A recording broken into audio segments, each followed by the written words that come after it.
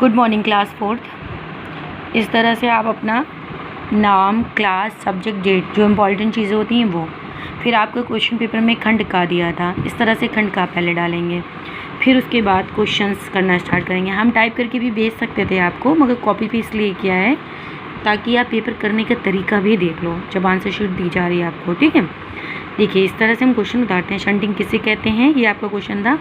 रेलगाड़ी जब अपनी यात्रा पूरी करके आती है, फिर उसकी साफ सफाई करना, ईंधन पानी भरना, उसको अगली यात्रा के लिए तैयार करना शंटिंग कहलाता है। दिनेश क्या खोज रहा था, ये दूसरा क्वेश्चन है आपका। दिनेश क्रिकेट की गेंद खोज रहा था।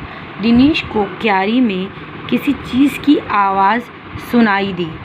उस आवाज़ को पहचान कर दिनेश को पता चल गया था कि क्यारी में क्रिकेट की गेंद ही गिरी है। पापा जब बच्चे थे। इस कहानी से हमें क्या शिक्षा मिलती है? इस कहानी से हमें ये शिक्षा मिलती है कि हमें पहले एक अच्छा इंसान बनना चाहिए। क्वेश्चन नंबर 3 हो गया। क्वेश्चन नंबर 4,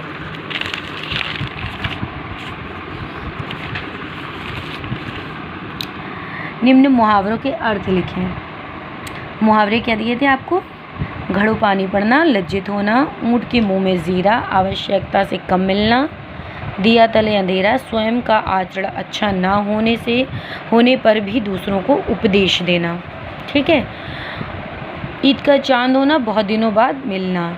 निम्न शब्दों के अर्थ बताइए। अचकन कुर्ता, पोशाक, कपड़ा, तुरंत, फौरन, गर्मजोशी, प्रेम और अनुराग। कविता की 6 पंक्तियाँ। कविता की जो 6 लाइनें हमने याद करने के लिए आप लोगों को लाइव क्लास में याद करवाई थी, वो 6 लाइनें लिखनी थी। ठीक, सुना भी था। किसी भी अपनी किताब की 6 लाइनें कविता की। ठीक, स्पष्ट कीजिए संबंधवाचक सर्वनाम,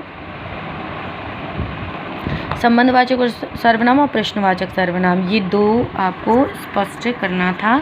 इस तरह से हम दोनों हेडिंग्स को डालते हैं, फिर उसके बाद करते हैं। संबंधवाचक सर्वनाम, जो सर्वनाम शब्द वाक्य में आए, दूसरे सर्वनाम शब्दों के साथ संबंध बताते हैं, उसे संबंधवाचक सर्वनाम कहते हैं। प्रश्नवाचक सर्वनाम, जिस सर्वनाम शब्दों का प्रयोग प्रश्न पूछने के लिए किया जाता है, उन्हें प्रश्नवाचक सर्वनाम कहते हैं। आदर प्रकट करने के लिए किस वचन का प्रयोग किया जाना है?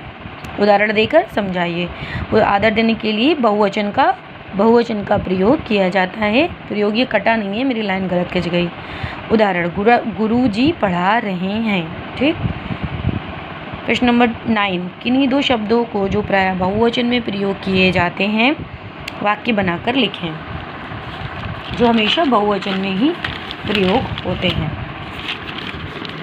जैसे लोग, नंबर 1, लोग तालियां बजा रहे हैं। तालियां तो हमेशा बहुवचन में प्रयोग होता है। उसके आंसू नहीं रुक रहे हैं, आंसू वर्ड। ठीक है, निम्न के लिंग बदले। युवक का युवती, गायिका का गायक, सिंह का सिंहनी, लोहारिन का लोहार। निम्न वाक्यों में संज्ञा शब्द छांटकर उनके भेद लिखें। चीनी में मिठास है। मिठास ये संज्ञा भाववाचक संज्ञा है। अध्यापिका पढ़ा रही है। अध्यापिका जातिवाचक संज्ञा है। लाल किला दिल्ली में है। लाल किला व्यक्तिवाचक संज्ञा है। भारत एक विशाल देश है। भारत व्यक्तिवाचक संज्ञा है। निम्न मुहावरों के अर्थ लिखकर वाक्यों में प्रयोग करें। उल्लू बनाना, मूर्ख बनाना। अंकित सबको उल्लू बनाता रहता है। एक इम्पॉर्टेंट बात, जब वाक्यों में प्रयोग करते हैं तो अर्थ का यूज़ नहीं करते हैं, मुहावरे का यूज़ करते हैं। जैसे हमने यहाँ पे लिखा नहीं कि अंकित सबको मूर्ख बनाता रहता है, नहीं, अंकित सबको उल्लू बनाता रहता है, यानी हमने मुहावरे का प्रयोग वाक्यों में किया है। चकमा देना, धोखा देना, है ना। चोर पुलिस को चकमा देकर भाग गए। ठीक, यहीं तक आपका इतना ही पेपर था। उम्मीद करते हैं आपने बहुत अच्छे से अपना पेपर किया होगा। चलिए, ओके, बाय, टेक केयर।